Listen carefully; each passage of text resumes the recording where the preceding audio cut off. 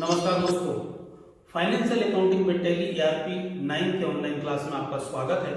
मैं हूं डॉक्टर आलोक यादव। नमस्कार दोस्तों, मॉडर्न ऑफिस मैनेजमेंट के एक विषय financial accounting with tally ERP 9 की ऑनलाइन क्लास में आपका स्वागत है। यह पाठ्यक्रम राजीव गांधी प्रौद्योगिकी विश्वविद्यालय भोपाल एवं तकनीकी शिक्षा विभाग मध्य प्रदेश शासन से संबद्ध है और यह वीडियो लेके आ रहा हूं मैं डॉक्टर आलोक यादव, इंदिरा गांधी शासकीय पॉलिटेक्निक महाविद्यालय छिंदवाड़ा से। आज हम इन्वेंट्री वाउचर्स के बारे में बात करने वाले हैं। उसमें है rejection in, rejection out, indent, stock general, delivery note, receipt note, physical stock, material in, material out और इसके अलावा हम देखेंगे स्टॉक क्वेरीज क्या होती है।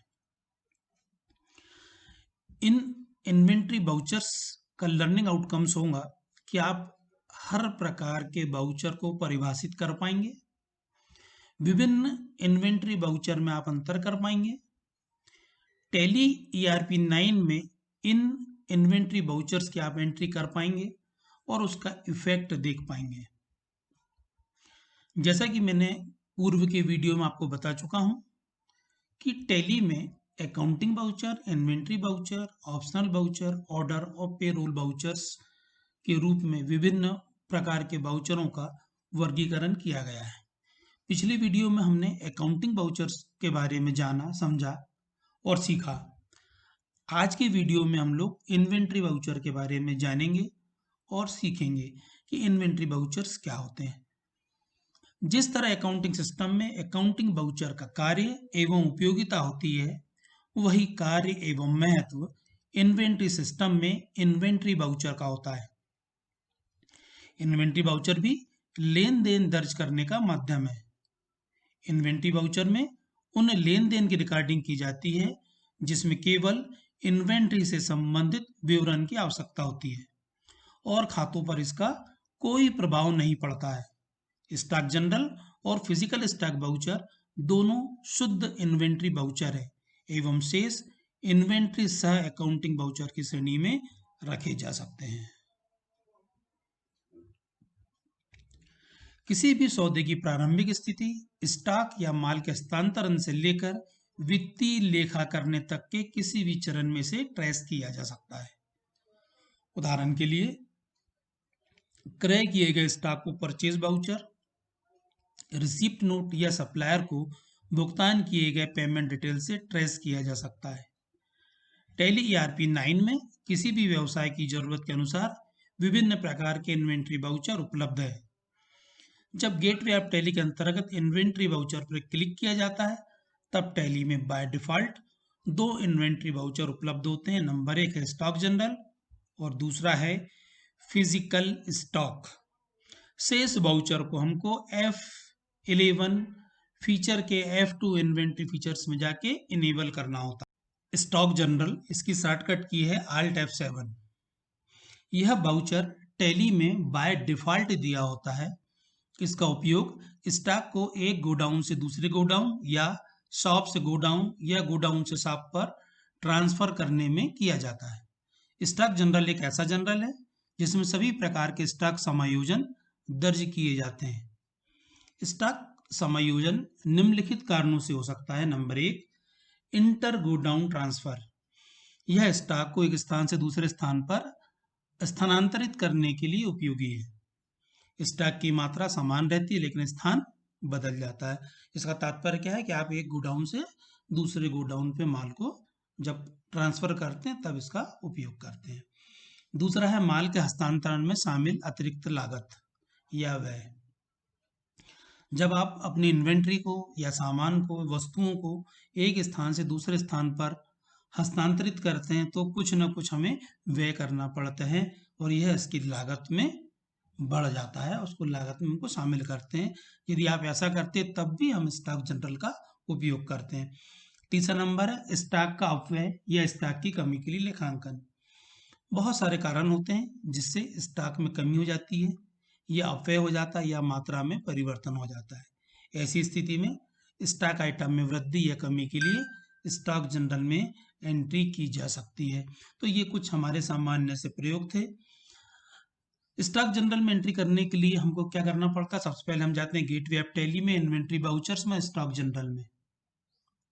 क्या करते हैं? सबसे पहले जाते हैं गेटवे ऑफ टैली में, इन्वेंट्री वाउचर में और स्टॉक जनरल में। उसके बाद हम लोग एक एंट्री करके देखेंगे कि 24 दिसंबर 2019 को 30 नग फाइनेंशियल अकाउंटिंग की जो बुक थी वो मेन लोकेशन से न्यू मार्केट शॉप में ट्रांसफर की गई है।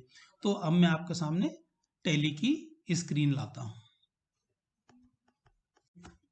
गेटवे ऑफ टैली में है और वाउचर एंट्री यानी ट्रांजैक्शन में हम इन्वेंट्री वाउचर्स में चलते हैं और एंटर करते हैं। सबसे पहले हमारे सामने स्टॉक जनरल ओपन है। स्टॉक जनरल एक सिंपल सा वाउचर है। आप देखेंगे कि यहाँ पर सबसे पहले उसका नंबरिंग दी हुई है। राइट हैंड साइड पर डेट है।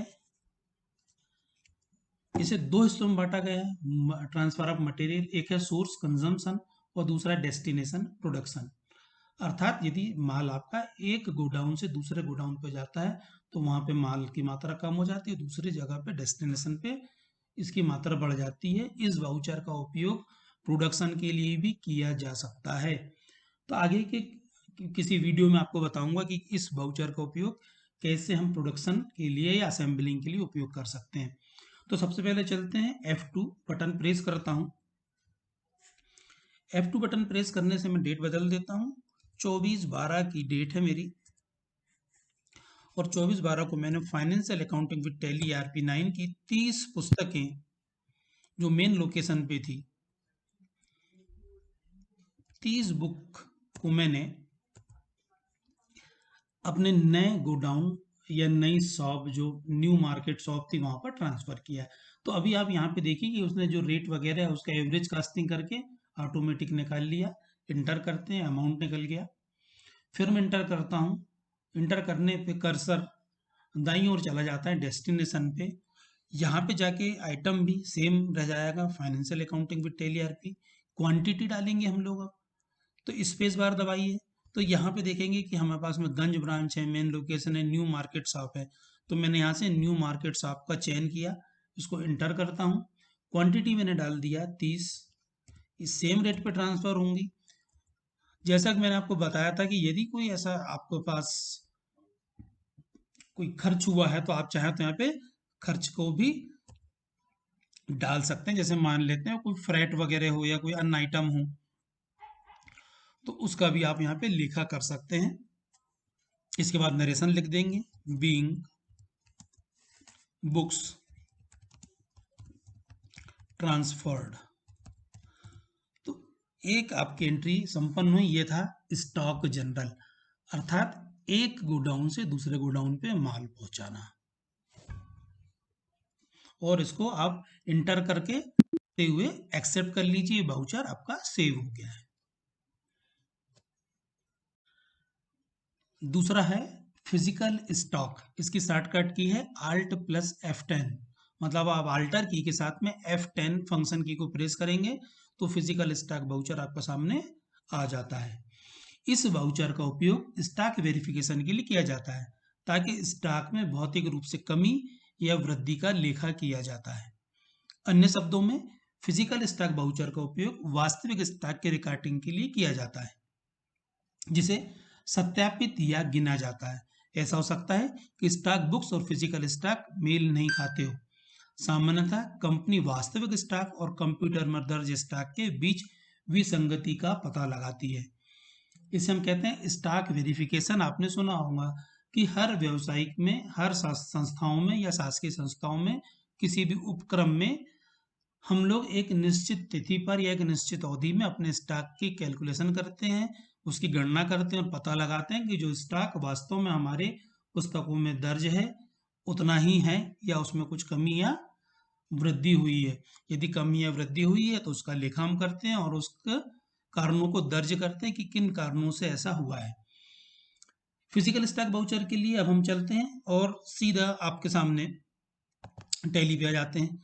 तो हमारे पास है Alt+F10 physical stock voucher. Physical stock voucher आ गया। प्लेन स्क्रीन होती है इसकी, इसमें कुछ डेबिट क्रेडिट नहीं होता। इसलिए नहीं होता क्योंकि हम जो स्टॉक हमारे पास में उपलब्ध है हम उसको वेरीफाई कर रहे हैं। स्पेस बार दबाता हूँ। स्पेस बार दबाने के बाद में देखता हूँ कि फाइनेंशियल अकाउंटिंग विद टैली की पुस्तक को इंटर करता हूँ, गोडाउन दिखाने लगा है। स्पेस बार प्रेस करता हूँ तो उससे पता चलता है कि मेन लोकेशन पे मेरे पास में 70 पुस्तक है और न्यू मार्केट लोकेशन शॉप पे 30 पुस्तकें हैं। तो इसको मैं वेरीफाई करना चाहूँ तो वेरीफाई कर लो। मान लेते हैं कि मैंने वेरीफाई किया तो मुझे पता चला कि मेरे मेन लोकेशन पे 70 बुक नहीं है। यहाँ पे मेन लोकेशन पे मेरे पास में 60 बुक है। तो मैंने यहाँ पे इंटर किया, क्वांटिटी मैंने 60 दर्ज की, इंटर किया, फिर स्पेस बार दबाता हूँ। मेन मार्केट लोकेशन पे जो 30 बता रहा है वो तो हमने अभी पहुंचा है तो वहाँ पे 30 है। फिर इंटर करते हैं, फिर स्पेस बार दबाते हैं। मेरी गांधीगंज ब्रांच पे 10 बुक पहुंच गई थी, उसको मैंने इंटर कर दिया। मतलब आप यहाँ पे डाटा को करेक्ट भी कर सकते हैं कि कौन सा स्टॉक कहाँ पर आपका है। तो ये फिजिकल स्टॉक वेरिफिकेशन के काम आता है और ये आप इंटर करते हुए चल सकते हैं और निरेशन लिख दीजिए, बीइंग गुड्स वेरीफाई,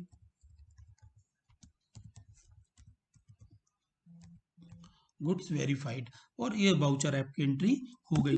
तो इस तरीके से आप फिजिकल स्टॉक का के द्वारा अपने स्टॉक का भौतिक सत्यापन कर सकते हैं। भौतिक सत्यापन सही शब्द है।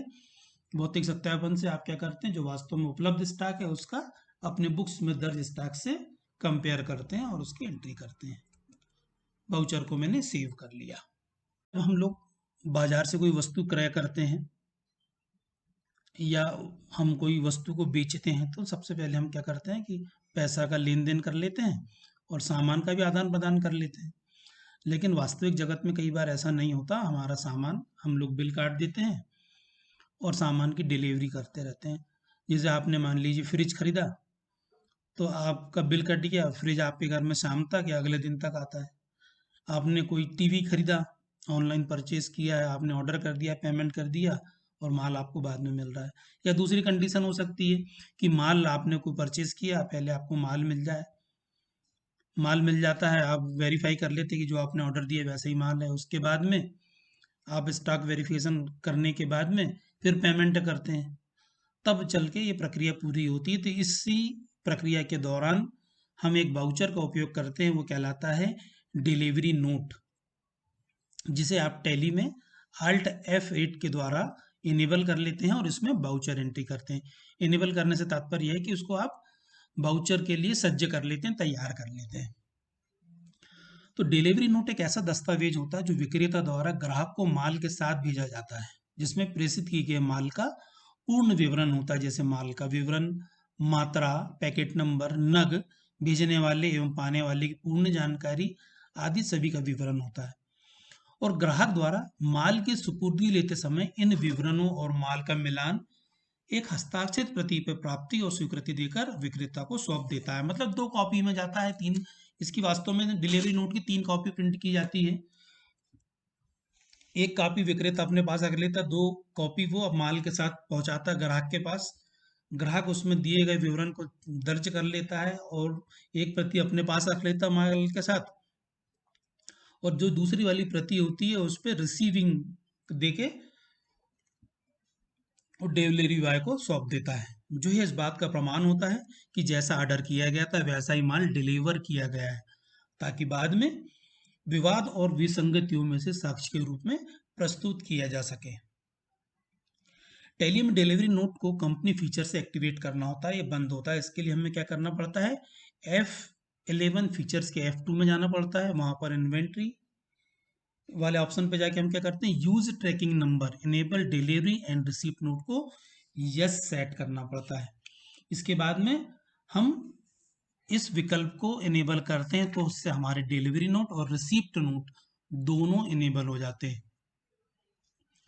डिलीवरी नोट को कॉन्फ़िगर किया जा सकता है, उसके लिए हम क्या करते हैं, F12 कॉन्फ़िगर पे जाते हैं और उसके द्वारा अब हम लोग कुछ एंट्री करने का प्रयास करते हैं कि 24 दिसंबर को कंपनी ने एक डिलीवरी नोट इशू किया जिसका नंबर था DM 1969, पंकज ट्रेडर्स को किया है। उसमें उन्होंने पहुंचाया, उन्होंने पेन ड्राइव है 10 नग 64 GB की 925 रुपए के रेट से, 20 माउस पहुंचाए हैं।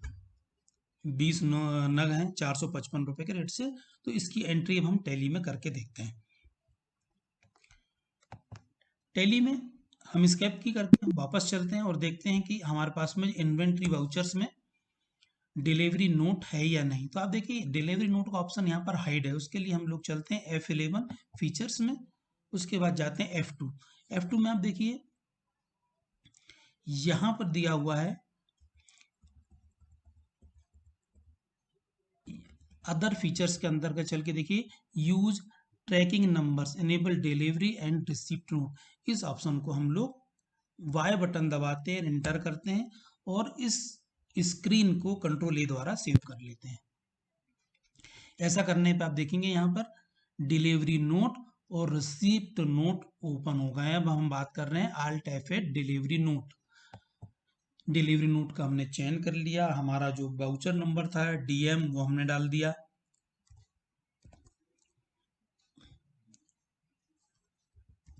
ये DM, तो यहाँ पर आप अपना नंबर डालेंगे, ये आपने नंबर डाल दिया। आपने दिया पंकज ट्रेडर को, तो हमने मेसर्स पंकज ट्रेडर का चयन कर लिया। अगर नहीं है तो आप Alt C द्वारा इसे क्रिएट कर सकते हैं। ऑर्डर नंबर कोई हो तो आप ऑर्डर नंबर डाल सकते हैं यहाँ पे न्यू नंबर करके। मान लीजिए कोई ऑर्डर नंबर रहा तो आप नंबर डाल सकते हैं, मान लीजिए नंबर था 1 2 3। डेट डाल दिया आपने। मोड ऑफ पेमेंट क्या था, कैश था, ऑन डिलीवरी था, जैसी स्थिति हो आप उसका यहाँ पर दर्ज कर सकते हैं। ऑन डिलीवरी हो गया। रेफरेंस नंबर क्या था, तो रेफरेंस नंबर आप डाल देंगे, कोई रेफरेंसेस से आया माल होगा, देखो टेलीफोन डिस्कशन हुआ होगा। टर्म ऑफ डिलीवरी क्या है, तो मान लीजिए आपने पार्टी को अपने घर तक पहुंचा के दे रहे थे, उसको कहलाते हैं FOR। Dispatch number, dispatch document number कुछ होगा तो उसका नंबर आप डाल दीजिए, मान लीजिए FOR/1245 नंबर था। डिस्पैच थ्रू, आपने माल किसके द्वारा पहुंचाया, तो आप अपनी लारी का नंबर डाल दीजिए MP28CA 2295, या आपने एक नंबर डाल दिया कि इस लारी से या इस माल से माल गया, डेस्टिनेशन कहाँ है, मान लीजिए हमारा पंकज ट्रेडर सीहोर का है तो आपने डाल दी सीहोर डेस्टिनेशन। उनका एड्रेस डाल दीजिए, स्टेट डाल दीजिए और इसको एंटर करके आगे बढ़िए। अब हमने इनको क्या पहुंचा रहा है, हम इनको पेन ड्राइव पहुंचा रहे हैं 64 GB की। तो पेन ड्राइव का हम उपयोग करते हैं, यदि पेन ड्राइव नहीं है तो या है हमारे पास HP पेन ड्राइव 64 GB की, ये हमने सेलेक्ट कर ली है। हमारा DM नंबर आ गया, हमने उसको सेलेक्ट कर लिए कि ट्रैकिंग नंबर हमने DM को ले रहे हैं। ऑर्डर नंबर हम अभी हम नॉट एप्लीकेबल कर दे रहे हैं, मेन लोकेशन से पहुंचा रहे हैं। क्वांटिटी हमारे पास में है 10 नग है, तो हमने 10 नग को दर्ज कर दी क्वांटिटी में। नेगेटिव बताएगा क्योंकि हमारे पास में माल अभी है ही नहीं, और ये एग्जाम्पल के रूप में ले रहे हैं, इसलिए यहाँ पे इन चीज़ों को प्लस माइनस हो सकता है। और टैली में एक और खासियत है कि यदि आपके पास स्टॉक नहीं है या आप दर्ज नहीं कर पाए तो भी आप डिलीवरी नोट काट सकते हैं, बाद में आप बैक डेट पे चल के रिसीव नोट के द्वारा स्टॉक आइटम को चढ़ा सकते हैं। तो यहाँ पे मैंने 10 क्वांटिटी लिया और रेट डाल दिया 925 रुपये का रेट। एंटर करते हैं, आगे बढ़ते हैं। इसके बाद मैंने लेता हूँ माउस, पर्टिकुलर सेल्स अकाउंट को हम चयन करेंगे, आगे बढ़ेंगे। HP का अब हमने माउस लिया है,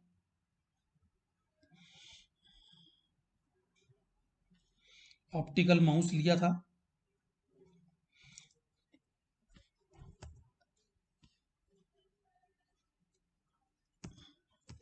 क्वांटिटी हमने चयन की इसकी 20 नग है और रेट था इसका 455 रुपए का। तो इस तरीके से हमने ये दो आइटम मेसर्स पंकज ट्रेडर को सेंड किया, डिलीवरी नोट किया है। पर्टिकुलर में सेल्स का चयन कर लेंगे क्योंकि अल्टीमेटली हम सेल्स के लिए माल कर रहे हैं। नरेशन लिख देंगे, बीइंग गुड्स सेंट। तो ये हमने नरेशन भी लिख दिया, और नरेशन करने के बाद इसको आप सेव कर सकते हैं। यदि आप चाहें तो इसका प्रिंट प्रीव्यू भी यहीं पे देख सकते हैं। फिलहाल में मैंने इस बाउचर को सेव कर लिया, बाउचर सेव हो गया। पेज अप बटन में जब प्रेस करता हूं तो बाउचर वापस आ जाता है। Alt P पे चलता हूँ, मैं डिलीवरी नोट के ऑप्शन दिखाता हूँ। डिलीवरी नोट के ऑप्शन के बाद यहाँ चलते हैं हम लोग, प्रिंट प्रीव्यू लेता हूँ और इसको मैं प्रिंट करता हूँ। Y बटन दबाता हूँ तो इससे मेरा डिलीवरी नोट डिस्प्ले होने लगता है। Alt Z बटन प्रेस करने पे मेरे सामने आप देखेंगे कि एक डिलीवरी नोट डिस्प्ले होने लगा है। ये 3 कॉपियों में प्रिंट किया जाता है, जैसा कि मैंने आपको पहले भी बताया है। इसमें स्पष्ट लिखा होता है कि ये कंप्यूटर जनरेटेड डॉक्यूमेंट से इसमें पूरी डिटेल आ जाती है। यहाँ पे बेचने वाले का नाम, खरीदने वाले का नाम, पता, ठिकाना सब कुछ होता है और यहाँ पे डिस्क्रिप्शन होता है गुड का। स्केप कर लेते हैं। स्केप करने के बाद हम देखते हैं कि इस बाउचर के करने का इफेक्ट क्या रहा। तो स्केप की करते हुए बाहर चलता हूँ और मैं चलता हूँ सीधे प्रॉफिट एंड लॉस अकाउंट पे, एंटर करता हूँ और Alt F1 प्रेस करता हूँ। Alt F1 प्रेस करने पर डिटेल्ड मेरे पास में दिखाई देता है। उस डिटेल में हम देखेंगे कि आप देखो यहाँ पे जैसे ही आप प्रॉफिट एंड लॉस अकाउंट में आते हैं तो आप देखते हैं कि जो सेल्स अकाउंट है, देखिए 3 हिस्सों में बटा हुआ सेल्स अकाउंट है, सेल्स रिटर्न माइनस और सेल्स बिल टू मेक। अभी हम लोगों ने जो माल बेचा है वो बेच चुके हैं, हमने डिलीवरी नोट दे दी इसलिए वो सेल्स में दिखा रहा है, लेकिन इसका अभी हमने बिल नहीं बनाया है इसलिए टैली दिखा रहा है सेल्स बिल टू मेक। इसको आप एंटर कीजिए, आपको डिटेल मिल जाएगा। इसमें स्पष्ट लिखा हुआ कि goods delivered but bill not made. तो हमको इसका बिल बनाना है। मैं स्केप करता हूँ, वापस मैं अपने प्रॉफिट एंड लॉस अकाउंट पे आता हूँ, स्केप करता हूँ और हम गेटवे ऑफ टैली में आ गए। इसके बाद हम लोग अगले वाउचर की तरफ बढ़ते हैं। रिसीप्ट नोट, अल्टर के साथ में F9 इसकी शॉर्टकट की है। एक रिसीप्ट नोट वाउचर का उपयोग स्टोर पर माल वस्तुओं की प्राप्ति को रिकॉर्ड करने के लिए किया जाता है। उदाहरण के लिए कंपनी को सप्लायर से नया स्टॉक आइटम प्राप्त होता है। यदि उस सप्लाई के लिए परचेस ऑर्डर जारी किया जाता है तो रिसीप्ट नोट में परचेस ऑर्डर संदर्भ का चयन करने पर ऑर्डर का विवरण प्रदर्शित हो जाता है।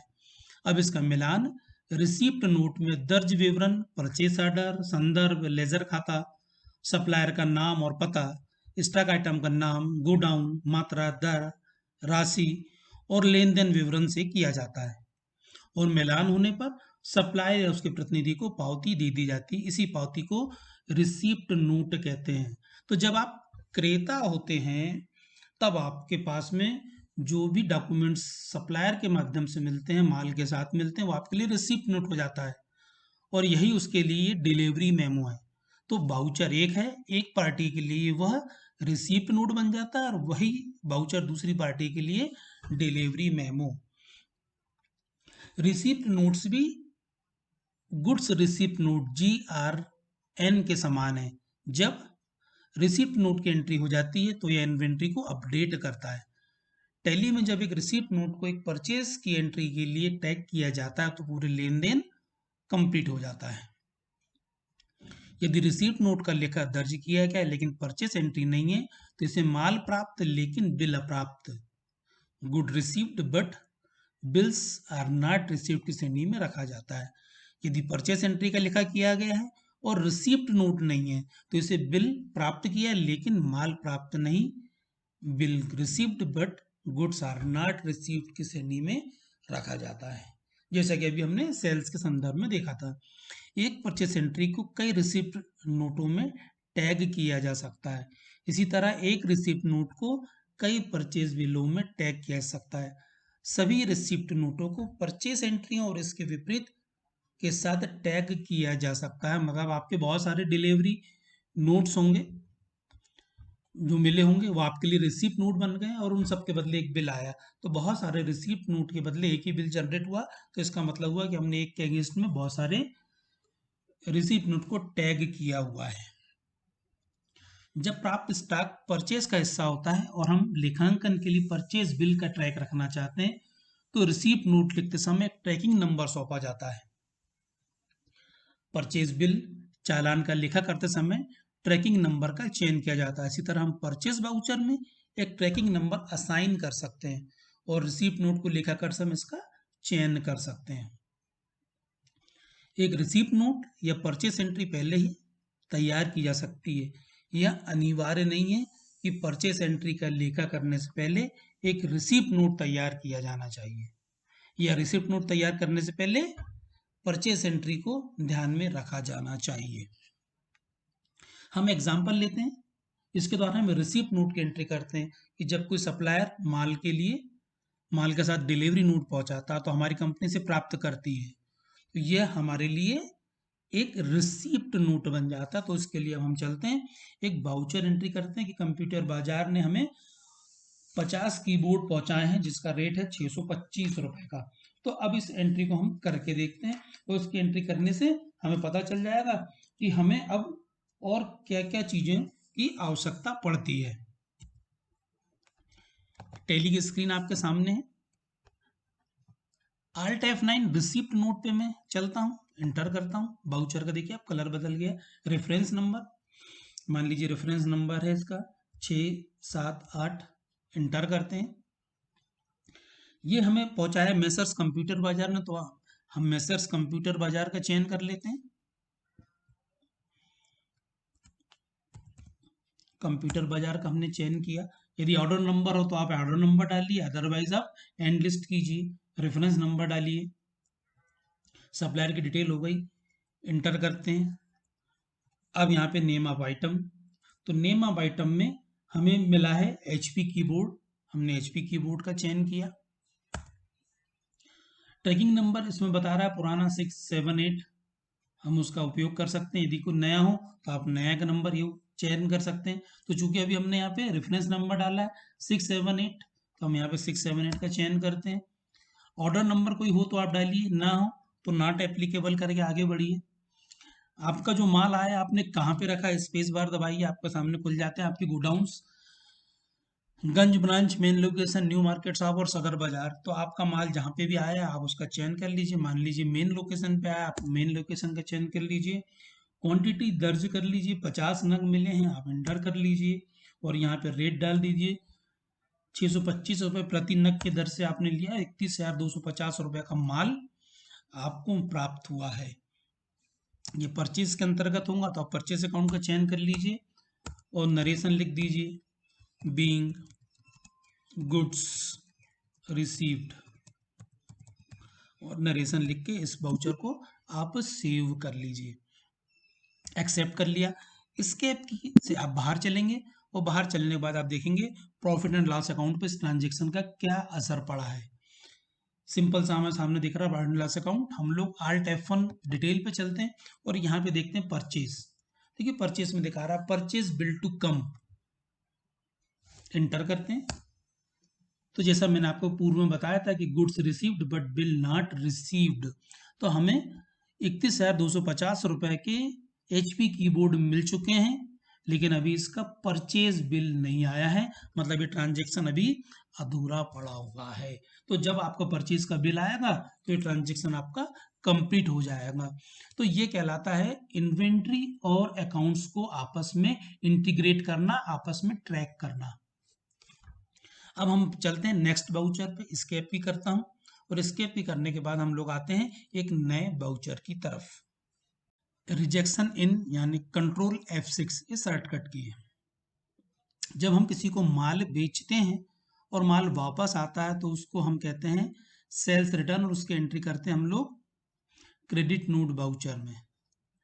लेकिन जब आपका माल बिका है और आपने अभी तक बिल जारी नहीं किए हैं और ऐसा माल जब वापस आ जाता है तो इसकी एंट्री हम लोग रिजेक्शन इन वाउचर में करते हैं। रिजेक्शन इन वाउचर का उपयोग तब किया जाता है जब माल डिलीवरी मेमो या नोट के आधार पर ग्राहक को बेचा गया था और उस माल या स्टॉक को ग्राहक द्वारा लौटा दिया जाता है। यहाँ पर उल्लेखनीय कि जब सेल्स इनवॉइस जारी कर माल बेचा जाता है तब विक्रय वापसी का लेखा करने के लिए क्रेडिट नोट का उपयोग किया जाता है, अर्थात जब माल बिना सेल्स इनवॉइस के मात्र डिलीवरी नोट या मेमो के द्वारा विक्रय किया जाता है, उस दशा में रिजेक्शन इन वाउचर का उपयोग किया जाता है। टैली में रिजेक्शन इन और रिजेक्शन आउट वाउचर का फीचर F11 के इन्वेंट्री फीचर से इनेबल करना होता है। इसके लिए हमें निम्न पाथ का अनुकरण करना होता है। हम जो वहां पर चाहते हैं F11 F2 के, और ऑप्शन है use rejection inward and outward, इसको हम यस कर लेते हैं। और इसी के साथ हम एक एंट्री करके देखेंगे कि 25 दिसंबर को पंकज ट्रेडर्स ने 5 HP की 5 जो पेन ड्राइव थी वो लौट आई है। तो हम स्क्रीन अब टेली की लेके आते हैं हम लोग और देखते हैं कि क्या स्थिति बन रही है। F11 फीचर्स पे चलते हैं, इन्वेंट्री इन फीचर्स पे चलते हैं और यहाँ पर देखते हैं कि क्या रिजेक्शन इनवर्ड और आउटवर्ड इनेबल है। देखिए यहाँ पे इनेबल नहीं है, तो हम इंटर करते हुए आते हैं, यहाँ पे वाई बटन को प्रेस करके इंटर करते हैं। इंटर करते हुए इस स्क्रीन को सेव कर लेते हैं। इसके करने से इन्वेंट्री बाउचर्स के अंतर्गत रिजेक्शन इन और रिजेक्शन आउट बाउचर इनेबल हो चुके हैं। एस्केप की करते हैं, गेटवे ऑफ टेली में आते हैं। यहाँ पे आने के बाद इन्वेंट्री बाउचर्स पे चल के इंटर करते हैं, तो आप देखेंगे यहाँ पे रिजेक्शन इन और रिजेक्शन आउट बाउचर इनेबल हो चुके हैं। हम रिजेक्शन इन बाउचर में F2 डेट बदल लेते हैं। मेसर्स पंकज ट्रेडर्स से हमें 5 पेन ड्राइव वापस आई है। लेजर अकाउंट में हमने पंकज ट्रेडर का चयन किया, कस्टमर्स नेम में पंकज ट्रेडर का चयन किया, इंटर करते हैं। इंटर करने के बाद पेन ड्राइव को हम लोग सेलेक्ट करते हैं। HP की पेन ड्राइव आई थी हमारे पास में वापस, HP का पेन ड्राइव हमने सेलेक्ट किया। ट्रैकिंग नंबर का हम जरूर चयन करेंगे क्योंकि इसी ट्रैकिंग नंबर से हमने माल पहुंचाया था। ये हमारा डिलीवरी नोट था जो मेन लोकेशन से हमने पहुंचाई थी 10 नोट। हम इसको इंटर कर लेते हैं। वापस माल आपका गोडाउन में आ रहा है, मेन लोकेशन पे आ रहा था, आप मेन लोकेशन चयन कीजिए, ये या स्पेस बार दबा लीजिए। तो आप जहाँ पे भी जिस भी गोडाउन पे माल वापस ले रहे हैं उसका चयन यहाँ पर कर सकते हैं। तो फिलहाल में मैं मान लेता हूँ कि मेन लोकेशन से माल गया था, लेकिन ये मेरी उसने गंज बाजार जो गंज ब्रांच थी वहां पे लाके इसने माल लौटाया है। 5 पीस लाके दिया है तो मैंने 5 पीस का दर्ज किया। 925 रुपए का रेट था, वो रेट लगा लिया गया है और इसको मैंने एंड ऑफ लिस्ट किया। यहाँ पे नरेशन लिख देते हैं, being damaged pen drive received.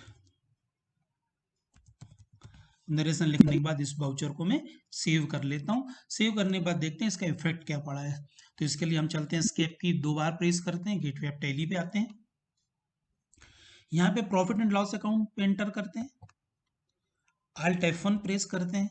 तो यहाँ पे देखिए जो सेल्स बिल अभी हमारा जो मेक होने वाला था उसमें फर्क पड़ गया, एंटर। देखिए अब यहाँ पे पेन ड्राइव 5 बताने लगा कि अब हमें 5 पेन ड्राइव है जो हमें उसको वापस होना है। तो इस तरीके से आपका जो इफेक्ट होते हैं वो इफेक्ट पे असर पड़ जाता है।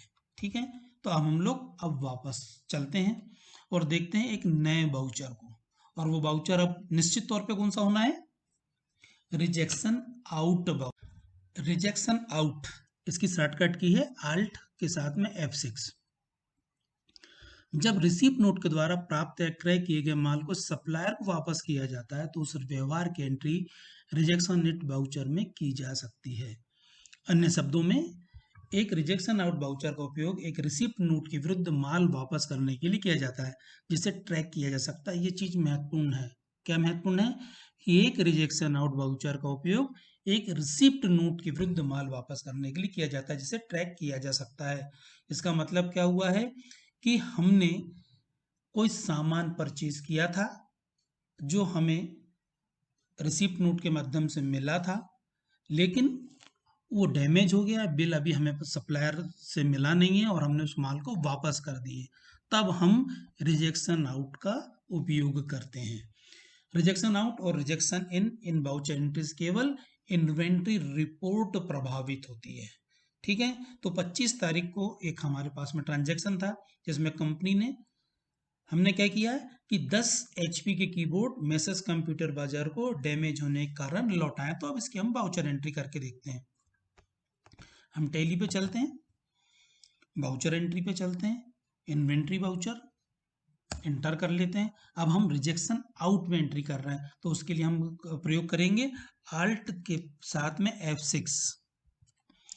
रिजेक्शन आउट बाउचर आ गया, हमने कंप्यूटर बाजार का चयन किया, सप्लायर्स नेम में कंप्यूटर बाजार आया, इंटर करते हैं और हमने उसे वापस किए थे कीबोर्ड। ये हमने ट्रैकिंग नंबर में इसका उपयोग कर लिया, 678 नंबर का जो था ट्रैकिंग नंबर उसका हमने चयन किया। इसी में से प्राप्त 10 पीस खराब निकले हैं, तो हमने एंटर कर दिया। वापस मेन लोकेशन पे लेके आ गए हम लोग। 10 पीस यहाँ जो मेन लोकेशन से वापस कर रहे हैं, एंटर कर देते हैं 10 पीस को, और नरेशन लिख देते हैं बीइंग डैमेज कीबोर्ड रिटर्न।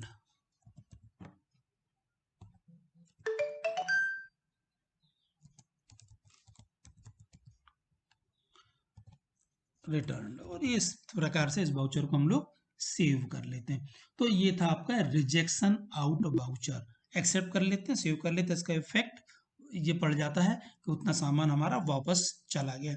यदि आप इसको देखना भी चाहते हैं तो आप स्केप भी करते चलिए, गेटवे ऑफ टैली पे आइए, डिस्प्ले पे आइए।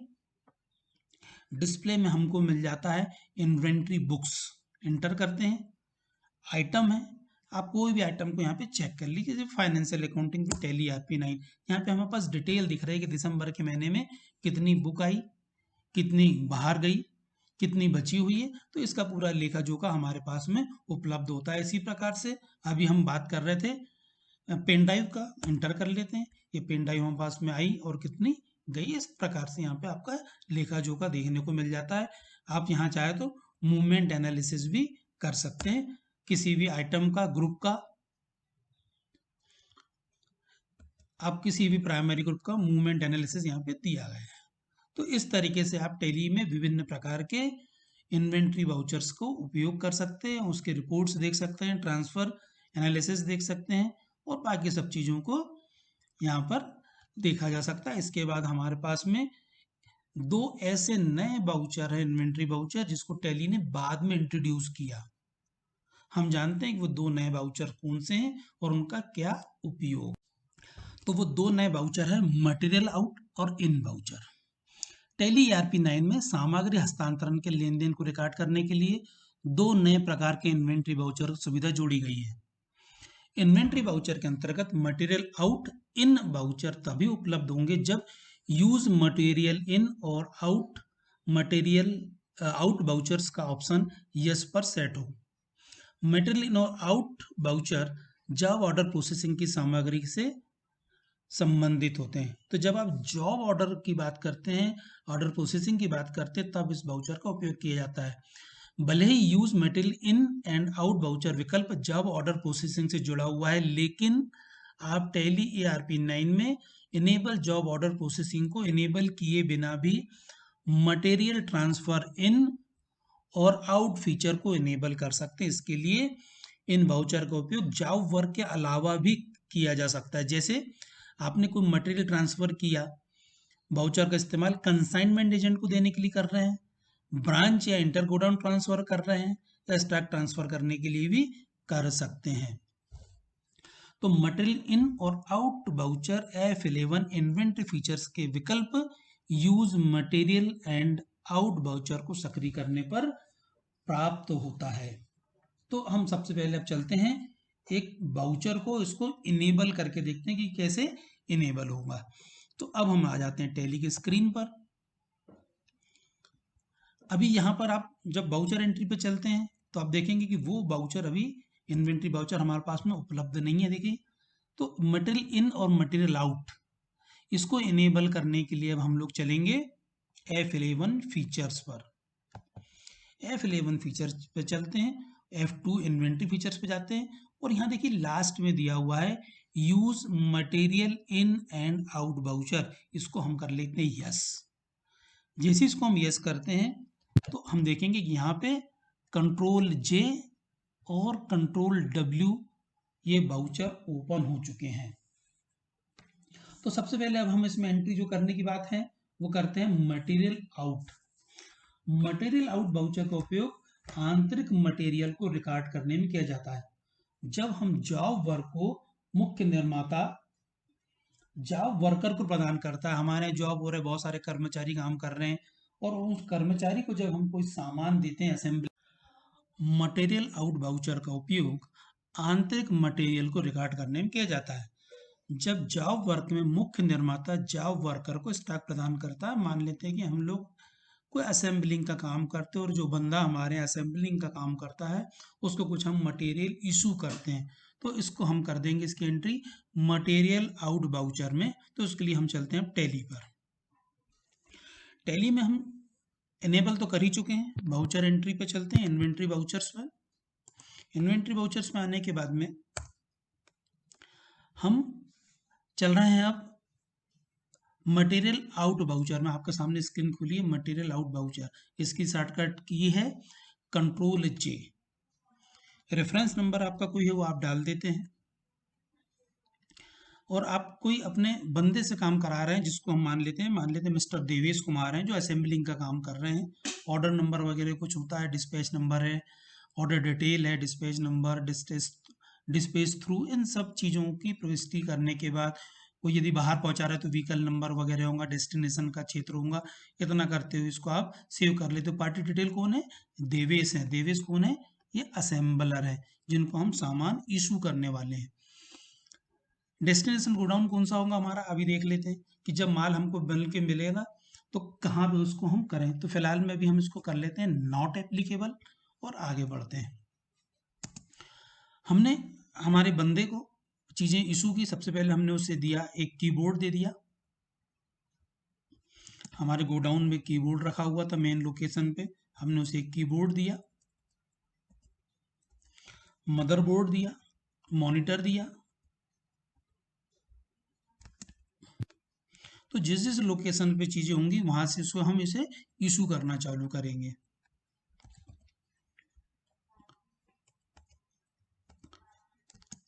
जिस जिस भी लोकेशन पे, जैसे मान लीजिए हमारे पास में मदरबोर्ड है, मेन लोकेशन पे हमने उसे इशू कर दिया। तो ये रेट टू रेट जो हमारा दर्ज किया हुआ परचेस के, उसके आधार पे चल रहा है। हमने उसे कैबिनेट दे दिया, ऑप्टिकल माउस दे दिया,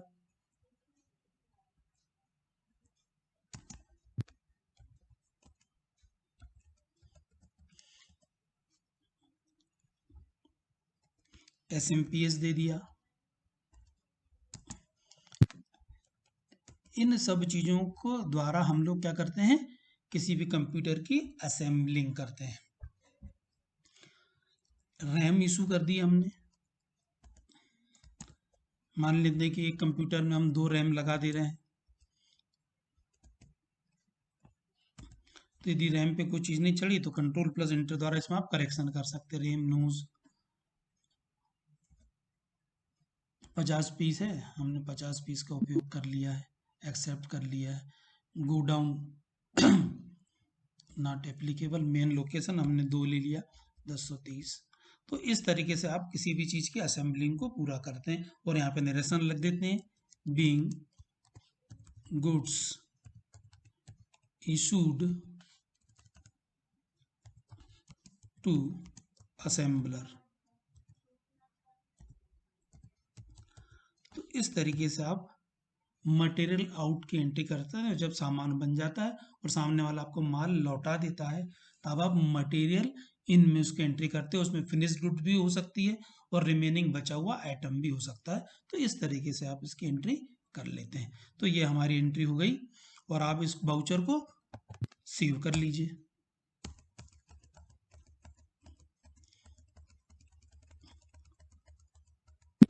और बाउचर हमने सेव कर लिया। तो इस तरीके से हमारी बाउचर एंट्री मटेरियल आउट में कंप्लीट हुई।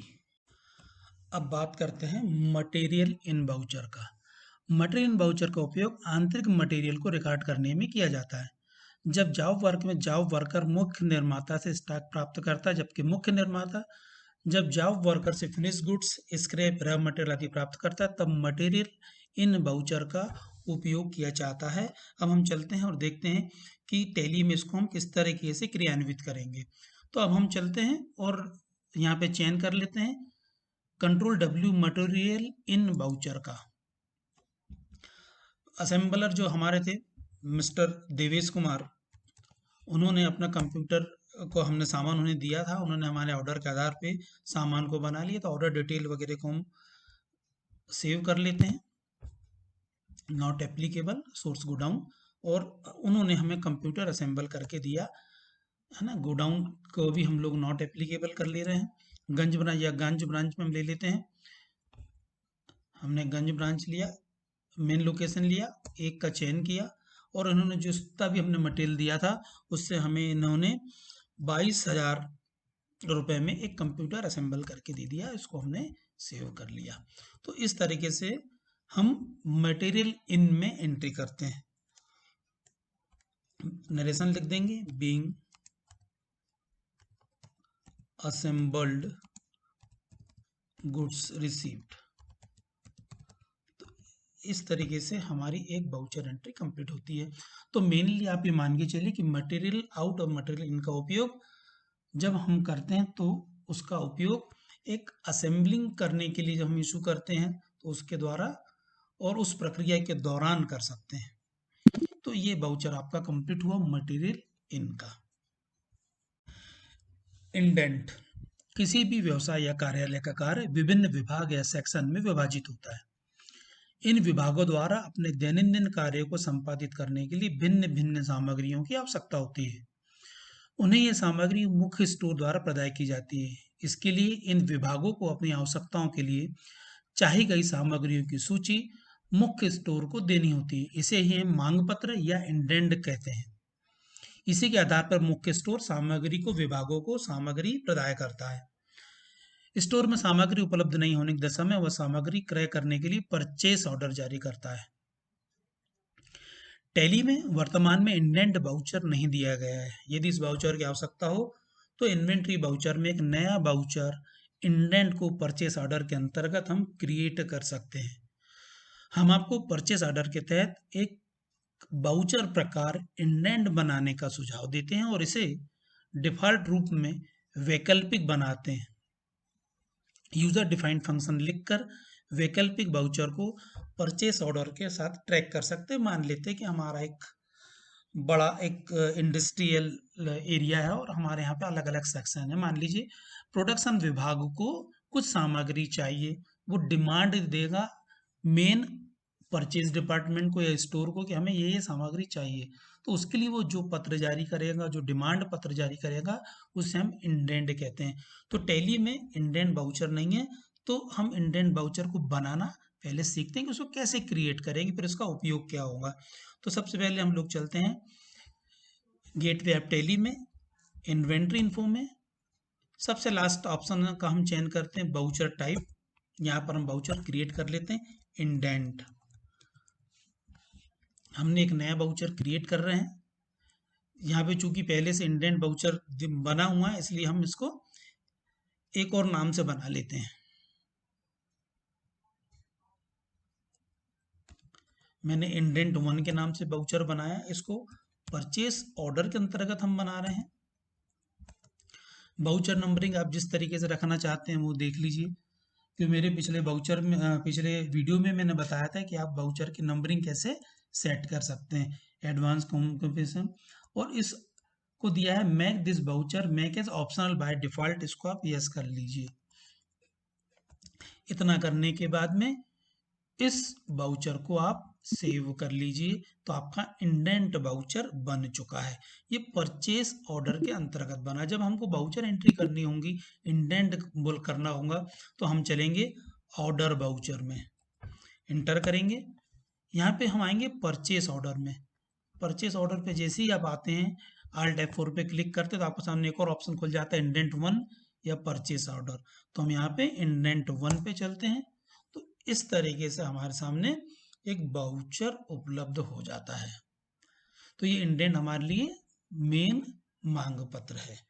तो इस वाउचर में आप एंट्री कर सकते हैं। ठीक है,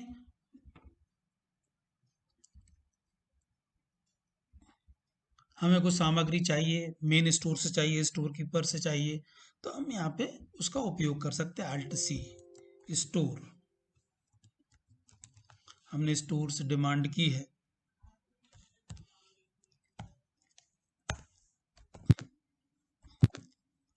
ऑर्डर नंबर हमारा जो कुछ भी होगा, आइटम हमने मांगा उसे कि हमें कंप्यूटर चाहिए,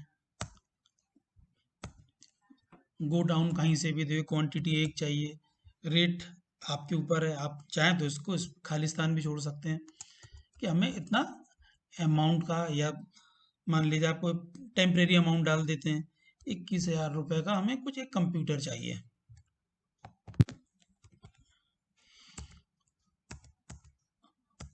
इस तरीके से आप डिमांड कर सकते हैं। तो ये बाउचर था हमारा इंडेंट बाउचर। और अंत में हम चलते हैं स्टैक क्वेरी को। तो स्टैक क्वेरी हमें टैली में हर जगह उपलब्ध होती है। जैसे ही मैंने इस बाउचर पे अभी क्लिक किया था तो स्टैक क्वेरी का ऑप्शन हमारे सामने ओपन हो चुका है। तो स्टैक क्वेरी के लिए क्या होती है स्टैक क्वेरी, इसको हम समझ लेते हैं। स्टैक क्वेरी एक विशेष स्टॉक आइटम संबंध संपूर्ण जानकारी अर्थात alias, part number, stock group, stock category, उपलब्ध शेष, क्लोजिंग स्टॉक, लागत मूल्य, स्टैंडर्ड विक्रय मूल्य लागत विधि और बाजार मूल्य विधि और इसी तरह तमाम तरह की जानकारी स्टॉक क्वेरी रिपोर्ट से प्राप्त होती है।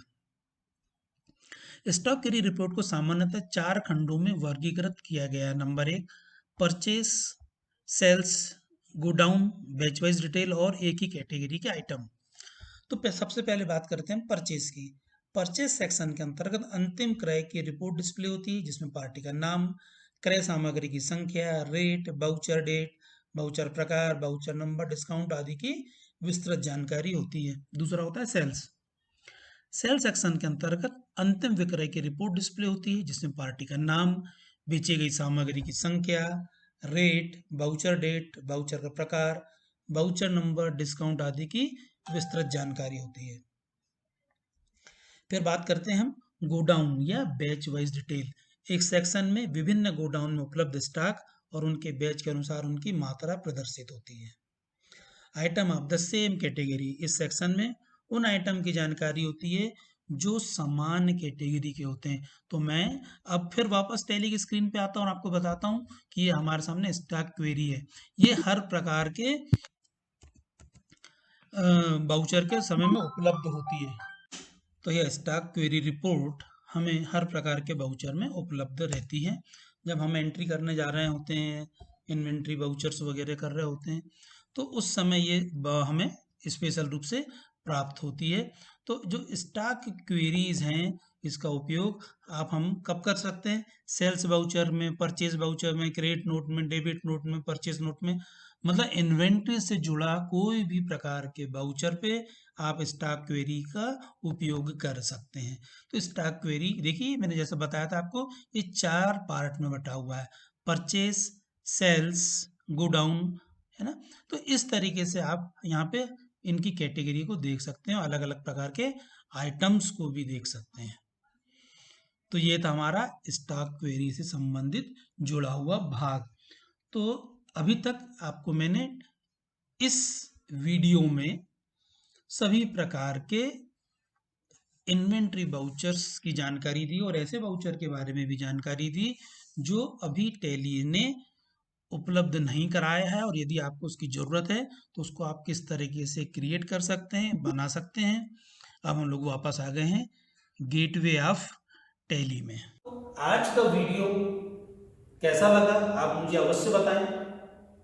यदि आपको मेरा वीडियो पसंद आया है तो इसे लाइक कीजिए, शेयर कीजिए, मेरे इस चैनल को सब्सक्राइब कीजिए और यदि आपकी कोई क्वेरीज हैं तो मेरे ईमेल ID ALOK1008@gmail.com पर भी आप मुझे मेल कर सकते हैं।